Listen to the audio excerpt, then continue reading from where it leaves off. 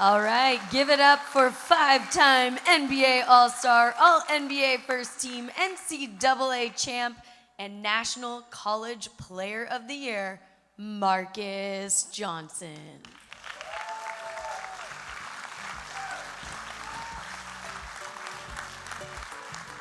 Good evening. Oh man, it's been a great evening.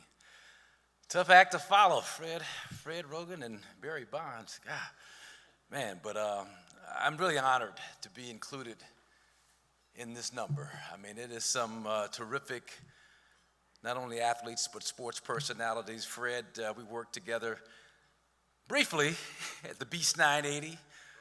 About 4 years ago, I was doing drive time. He had the plum assignment at noon, I believe, but I was doing the drive time sports. And when I really wanted to figure out how to do a radio talk show, which I had never done before on a consistent basis, I would listen to you. I'd listen to you and just put the radio on, drive around in the car, listen to you all day long, and just to learn how to do it professionally. So you've always been a great role model in that aspect. And a couple of teammates are also here who were great mentors for me on the one hand, but also, man, they were guys that made me have to grow up in a hurry. I was a 17-year-old freshman at UCLA, playing for the great John Wooden. This team that I was on, they called it the Walton game, but it should have been the Walton Wilkes game, but they had not lost a game in 2 years. National champions both of those years, 30-0, 30-0. That first week of practice, Keith Wilkes, wouldn't let me catch the ball, would steal it from me when I did, would block my shot when I tried to, and what he didn't block, Bill Walton blocked. So I called home crying that first week to my mom and dad. My mom is out here now, sitting in the audience, and she remembers this. I called home crying and said, I should have went to UCSB. I can't play on this level. I'm not good enough. I was 17 years old, a freshman in 1973. And my dad, in that way of his, said, well, what's happening? What's going on? I said, well, it was Bill Walton, Keith Wilkes, they're blocking all my shots. He said, well, those are the best two defensive players in college basketball. You'll be fine. You're a freshman. And I was fine. I started some games that freshman year, got into the rotation, and a lot of it was because of Bill Walton. He'd run by the bench and yell at Coach Wooden, get Marques in here, we need some rebounding.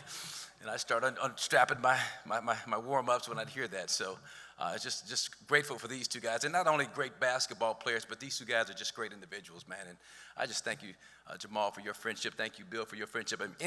You want these guys to show up to do anything. I'm in television production, so if I need something done or ask a favor, all they ask me is, let's work it out. When and where do you want me to be? How long is it going to take? And let's do it. So I appreciate that. Got my table here, the Johnson table 12. Make some noise, Johnsons, all right? All right, got my son Josh, son Josiah, who's in television production, my brother-in-law Leonard, my sister Michelle. Now Michelle, she is the one who rebounded for me when she was about 8 years old. I was about, 15 or 16, and we had this basketball court that my dad had built, but it was like a sloping hill. So if you missed a shot, it would go down the hill about 25 yards, 15 yards, and you'd have to run down the hill and run all the way back up to start shooting again. And so I used to bribe her by telling her that if she rebounded for me, I'd buy her a car when I got to the NBA. And did I make good on that promise? She got that car. My lovely wife, Leanne, who's the backbone of our family, I owe her so much. She was the one 17 years ago that told me that she was not going to be partaking in any more of the silliness that we were doing at that time, and I was either gonna go along with her and live a different type of lifestyle, or she was gone. And my initial reaction was, well, been nice knowing you. But then something kicked in and said, okay, well, look, let me give this change of lifestyle a try. And I did, and 17 years later, it's been one of the greatest decisions that I've ever made, and I thank you for it. We've been knowing each other 21, married since 2005, however many years that is. My daughter, Shiloh, raise your hand. My granddaughter, Kalila, is going to be a junior at Narbonne High School. And then there's my mom, Basher, right there. Mom, raise your hand. 92 years old in March. And there's just been a tremendous support system for all these years. And, you talk about backbones of the family as Barry just talked about, and that's what these great moms do. They just kind of keep things together. and there to, and the unconditional love is the thing that I just want to say that I really appreciate through all these years, because I wasn't, my nickname is, she's got a nickname for me, Jackass, Jack A, she'll say Jack A, so you can, and it's well deserved, trust me. But listen, I want to thank the California Sports Hall of Fame. I'm a Cali guy through and through. I wasn't born here. We moved here when I was 5 years old back in 1961 from Natchitoches, Louisiana. My mom wanted all of us to get our educations at a University of California campus, and me and my 5 sisters all graduated from either UCLA or UCSB, so a mother's dream and a father's dream was realized some, 20, 25 years later for us all. But I'm a Cali guy through and through. And talk about culture. I mean, there's a culture here with California sports, and it's a big state. It's spread out, so it's not like New York City and some of these other urban areas. We got different pockets of greatness. The San Diego, Helix High School area with Bill Walton. We got Los Angeles. We got the San Joaquin Valley and the great Pondexter family and all those guys. Brooke Lopez, Robin Lopez. You got the Bay Area with the Barry Bonds and Bill Russells and McClymans and that whole thing. But man, it's a culture of greatness in this state that I think is unmatched in this nation. And for Christian Okoye and you people to come up with this Hall of Fame is just a tremendous honor for me. Look, it's been a great year for me. In January, I was inducted into the Wisconsin Hall of Fame. March 24th, I had my jersey retired by the Milwaukee Bucks, which was a great honor. My mother's birthday is the 25th, had it done the 24th. And so I was talking with Sidney Moncrief, a teammate of mine with the Milwaukee Bucks. And we were talking about this Wisconsin Sports Hall of Fame, and he made a great observation. He said, the Naismith Hall of Fame, obviously, we all want to get inducted into that. Jamal and Bill are already in. Sidney went in this year. I was a finalist this year, but didn't make the cut this year, but hopefully in the next few years I'll be able to do that. But he made the observation, though, that the people who saw you in your formative years, that have been there to support you, that really watched your career grow and blossom, develop, saw me at Crenshaw High School, know me from UCLA, that's a tremendous honor. That is really an honor, because these are the people that know your story and know your ups and downs, your struggles, your challenges, and where you've come from and the things you walked through. And so I'm just standing here today to tell you that I am so grateful, so honored. This class of excellence is just something to be proud to be a part of for me. There was a writer by the name of Malcolm Gladwell, and he's the guy that came up with this 10,000 hours to be proficient, to be great at something. You get 10,000 hours of practice, you can be great at anything. And I don't know how much I believe that, but he says something else that I do believe, and that's that natural ability requires a huge investment of time in order to be made manifest. And if you reach the level that these people that are up here on this stage in these busts behind me, when you reach that level, you've invested a huge amount of time. I don't care what it is you're doing, you put in the sacrifice. You made the sacrifice, and it started with the dream. It started with the vision, and for me, it started with me playing in the hallway of our home, pretending, I'm John Havlicek going against Elgin Baylor, talking to myself, with a little cardboard hoop about this big, taped on one wall, another one about this big, taped on the other wall.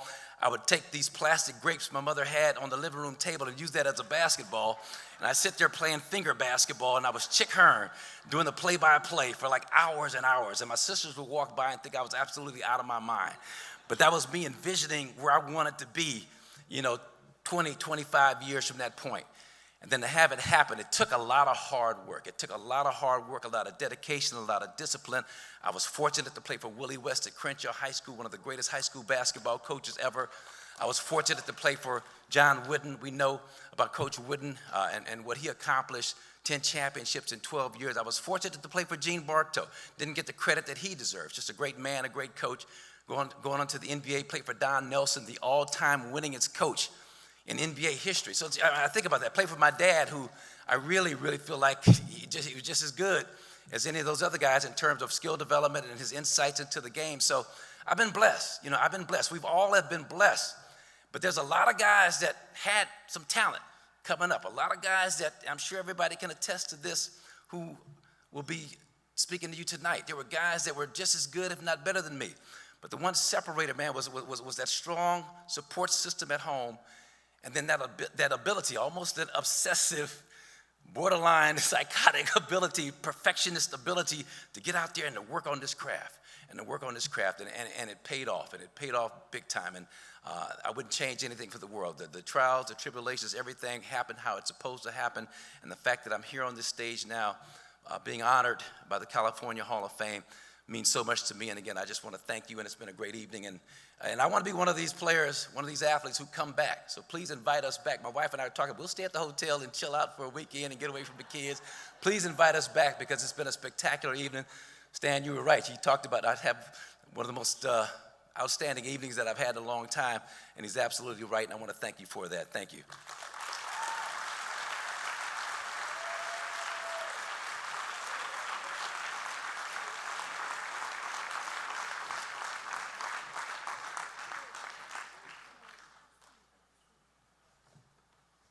Marques has been on the tour. He mentioned it, the Wisconsin Hall of Fame and the retirement of the number 8 going up in the rafters in Milwaukee. Yeah, congratulations. So your mom was there.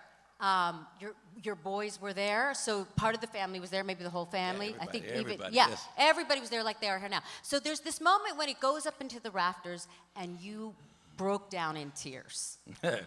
Yeah. I mean, you're smooth right now. You're smooth. But on that moment, it all kind of came rushing in. What was going on? Well, it was just a culmination of a lot of stuff at that point. And, I had a bit of a love-hate relationship with Milwaukee. I'm from Los Angeles, grew up here, and then to get drafted by the Bucks. And the only thing I knew about Milwaukee was happy days, Laverne and Shirley, and snow and cold. And so it was a major culture shock for me. But at the same time, I started to understand that the people in Milwaukee really loved that city for good reason. It's just a tremendous city. And so for me, I didn't embrace the city like I should have when I played there, like I could have, let me put it that way.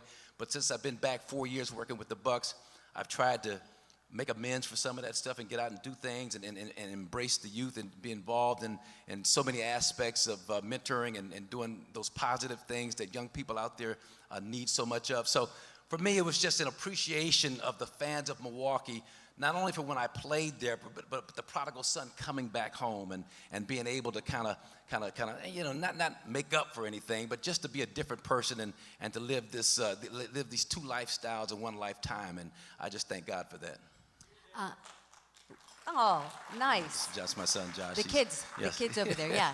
Which, by the way, one of your sons, 20 years later, you were 1975, the national championship with John Wooden, yes. And one of your sons was 1995, and which son was his name? Chris. It was Chris. Yeah. That's a hard name to remember, yeah. Chris.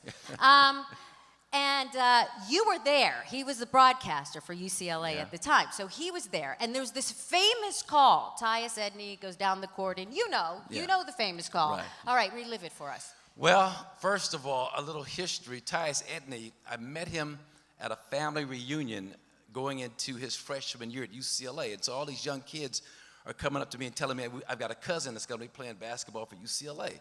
So they bring Tyus over, all 5'8" of him. And I'm like, oh, okay, whatever. Okay, yeah, he's going to be playing for UCLA, But when I watched him play that season against Indiana, he turned the whole game around. I was like, that's my cousin. And so fast forward 4 years later, they're playing against Missouri. It looks like UCLA is destined to lose this basketball game, which I couldn't believe because Ed O'Bannon had such a great run his senior year. That team was just a tremendous team under Jim Herrick. And there was 4.8 seconds left, and UCLA had the ball down 1. And you inbound the ball to Tyus Edney. He makes this full court sprint. And the most spectacular thing he did was go full speed at midcourt behind his back, left to right, to change directions. And he got to the hoop, outstretched over a big 7-footer, banked it in at the buzzer. And I got so excited, I just started saying, yeah, baby, yeah, baby, yeah, baby, about 20 times. I totally usurped my partner's airtime on that call, which I kind of regret, but no, I don't really. But it was one of the most exciting moments of my life. UCLA went on to beat UConn in the regional final and then went on to win a national championship, beating Arkansas in 1995 for the championship. And you know what? It really, the excitement still shows. What's really incredible is I watched the video run. James Lofton and you, when you were kids, you were just a couple doors down. What was going on in that neighborhood? A funny story, but a quick story, James Lofton. James and I, we played on the same youth basketball teams at Sportsman's Park. It's now called Jesse Owens Park, and Jesse Owens is also a cousin of mine. I got a whole bunch of cousins, too many to mention here. But we were at Sportsman's Park. We got cut from the baseball all-star team. We went to baseball all-star practice, and the coach had said that if I call you, I'll let you know if you're cut. If I don't call you, then show up to practice. So we both went home and took the phones off the hook back in those days. So I didn't get the call, so I showed up at practice, and the coach called us both over and told us that we were both cut from the baseball all-star team. So here we are while they're practicing. Our moms and dads not supposed to pick us up for another couple hours. So we're tossing the baseball, crying like babies on the sideline. We don't like baseball anyway. No, I'm going to be a football player. What you going to do? I'm going to play basketball, man. I don't like baseball. But James was... He's been an inspiration watching his athletic career, and one of the nicest guys. We crossed paths in Milwaukee. I was with the Bucks. He was with the Packers a year apart, and we go out to dinner and do different things with our family. So just a great guy that I'm happy to be in the same fraternity as him, a California Hall of Famer. Marques has great stories, and I'm just going to ask you one more thing because I don't want to let you get out of here with asking this because the Bucks were so great this year, right? Yeah. Giannis Antetokounmpo sees him, and the first thing he shouts out to you is, "Hey, old school," and says what to you? Well, this is 4 years ago, New Year's Day. He told me, Giannis, he came up to me and said, old school, I was watching a video of you, and I'm going to get buckets like you get buckets. You got buckets back in your day. I was like, yeah, I was okay. I saw him this year, New Year's Day, and I reminded him of that story, and he's like, laughed, he remembered that. And I said, Giannis, what's your New Year's resolution this year, 4 years later? And Giannis looked at me with all the earnestness that you could muster and said, I want to be the best version of myself. I want to be the best version of myself. And I thought about that. I thought about it 24 years old. I was just trying to get to the disco before last call. I wasn't thinking about, it's just remarkable. But he's been a pleasure and a joy to work with. And what you see is what you get. He's one of the most genuine athletes I've been around. And my whole experience, getting back to Milwaukee, the jersey retirement, the embracing of the fans, it's just been one of the God shots of a lifetime for me as a former athlete. So I'm really appreciative of it. Well, congratulations. Thank you.